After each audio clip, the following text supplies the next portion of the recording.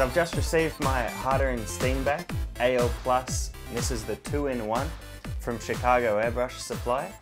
AL stands for aluminium, and I believe it's Harder & Steenbeck's first aluminium airbrush, possibly the world's first aluminium airbrush. Weighing in at only 56 grams, this little beast is about half the weight of traditional airbrushes. Now the design is exceptional, just as we have come to know of Harder & Steenbeck airbrushes. With a matte black finish and chrome accents, it's a beautiful looking little gun. The brush is available as a 0.2mm extra fine setup for those of you who like to do super fine detail, and it also comes with a 0.4mm setup for those of you who like to spray paints with perhaps a bit heavier pigments. It comes standard with a prong style protective cap, so for those of you who like to have a little bit of assurance or safety at the front end of the airbrush there, it's not going to impede the airflow too much. Now I just want to give this little thing a run for its money. I'm going to feed some Comart paint,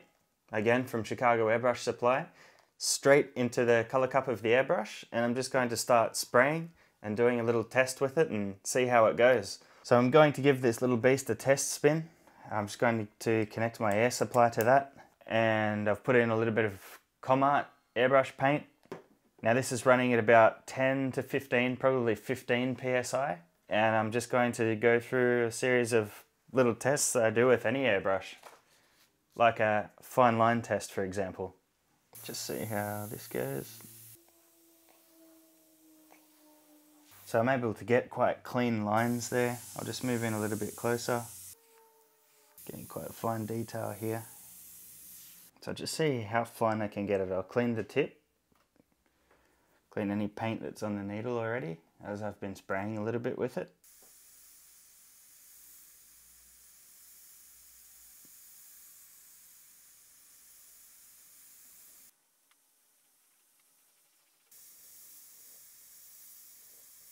So let's just take a snapshot of these little lines just to show you the finest detail that you can achieve out of this little gun.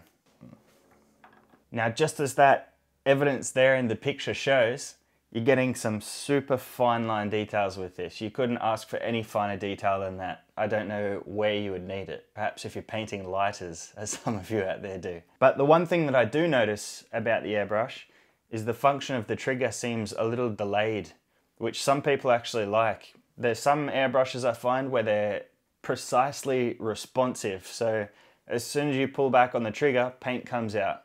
However, there's others where you pull back a little bit, nothing comes out.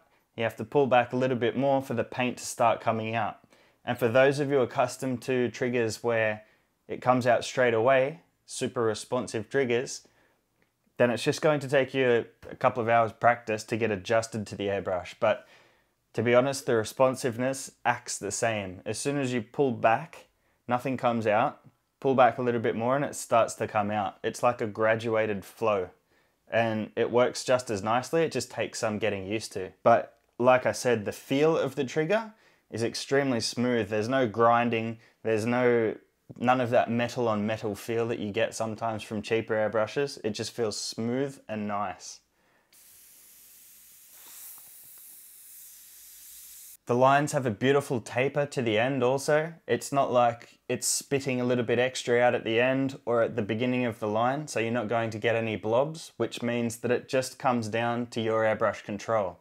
You can't ask for more than that in any airbrush, is that it works the way it should, and it doesn't spray any extra or any less ink at any given time. And it's something I'd definitely recommend this brush because of that. It is responsive, and it has a beautiful, nice, clean paint flow and allows you to be the airbrush artist instead of having to adjust to its spray pattern. The one thing I did notice though, when I first opened the airbrush, was that I was getting bubbles in the paint cup. Now it's quite a common problem for people to get bubbles in the paint cup. Some brands of airbrushes will have it more so than others. However, the way that I fixed it is just simply by releasing this handle. I pulled the needle back a little and I over tightened the end here. Not so much that it's going to break the threads or seals, but it's just enough so the little Teflon seal at the base of the tip is actually going to do its job and seal. and now I'm not getting any bubbles at all. So just be aware of that. Anyone who does get bubbles in the paint cup, it's because you've got an air leak in the head of your airbrush, okay? And that's the only fault that I can give this airbrush. Besides that, I really do like it, and it is an airbrush that I would use. So I just want to give it a little go on an artwork, on just a simple print and spray artwork, and I just want to see how it goes mixing whites and blacks together, making greys, just thicker pigmented inks through the 0.2mm setup. Okay? Bear with me. I've just put a little bit of white and black into the color cup here. I've just mixed them using the following method. Just pinching the tip and using the airbrush as normal. I'll just spray that onto a color card, and I want to get a light grey.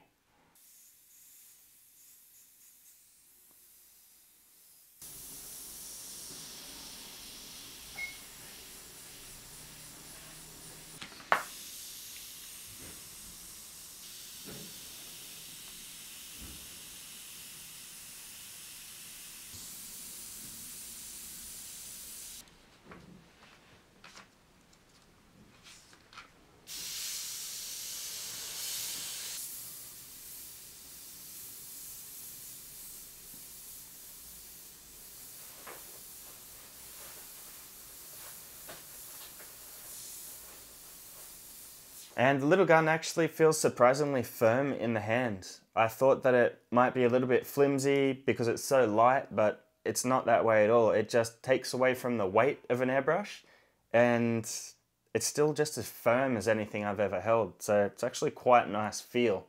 And the trigger action, just as I loved on the Infinity, on the Harder & Steenbeck Infinity, it's a beautiful, smooth trigger action. It's quite soft, so it's not laborious on the fingers or on the hands, and it's an incredible little design. I love the look of these guns.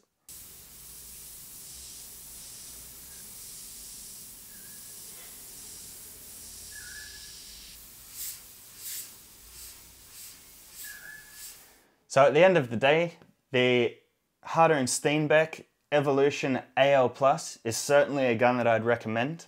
Because it's such a lightweight, well-designed airbrush, it makes you want to pick the little thing up.